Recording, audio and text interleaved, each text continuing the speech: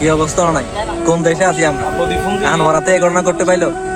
আনোয়ারা হেলদর গুসরা একটা গ্রামে, ওইখানে রিমন দাস নামে এক মাদকাসক্ত ড্রাগ এডিক্টেড, হ্যাঁ, যেটা এখন পর্যন্ত মানুষ যেগুলো বলে যে মানে এগুলাকে প্রচার করতেছে, তাদের জন্য এই ভিডিওটা খুবই গুরুত্বপূর্ণ।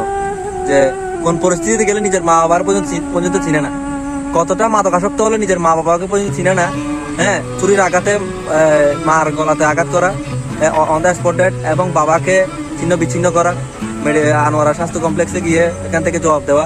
হ্যাঁ, কতটা মানে তার সেন্সলেস হলে, তার মন মানসিকতা কতটা হারালে সে এই জগতে না থাকার কারণে তার নিজের মা বাবার পর্যন্ত চিনতেছে না।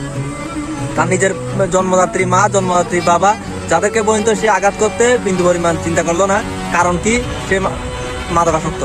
তার সায়েন্স ঠিক নাই, সে এই যুগে নাই, বর্তমান পরিস্থিতির সাথে তার কোনো লেনা দেনা নাই। তো দিন শেষে এখন তো ধরতে পারেন, ছেলে তো অ্যাভেলেবেল একটা ঘটনা ঘটে, ছেলে মারে বাবারে মারে, কিন্তু বাবা তো আর চাইলেও ওনারা কিছু করতে পারবে না। পর পাড়া প্রতিবেশীকে ডাকার পরে ওনাদের এলাকাবাসী যারা আছে কয়েকজন মিলে ওকে হচ্ছে একটা ঘরে বন্দি করে রাখছে। পরে আনোয়ারা থানাতে কল করছে, আনোয়ারা থানার ওসি সহ গিয়ে ওই উনিকে, রিমন দাসকে এখান থেকে আটক করছে। এখন বিষয় এটা না, বিষয় হচ্ছে এরকম অনেক বড় বড় ক্রাইম দেখছি, আসিয়া থেকে ধরে রামিসা পর্যন্ত এরকম অ্যাভেলেবেল ঘটনা দেখছি, যেগুলার বিচার আজ পর্যন্ত হয় নাই। এখানে এই সামান্য বিচারটা করতে হবে, এমন যাতে না হয় এই মানুষটারে কেউ একজন মানে তাকে শেল্টার দিয়ে তার পেছনে টাকা ঢেলিয়ে কোর্ট থেকে জামিন নিয়ে তার বেকসুর খালাস করে, এমন দেশ আমরা চাই না। এমন আইনগুলো আপনারা দেখেন না, অন্তপক্ষে কিছু আইন দেখান এই সরকার এসে, যে আমরা সত্যিকার বিচার করি।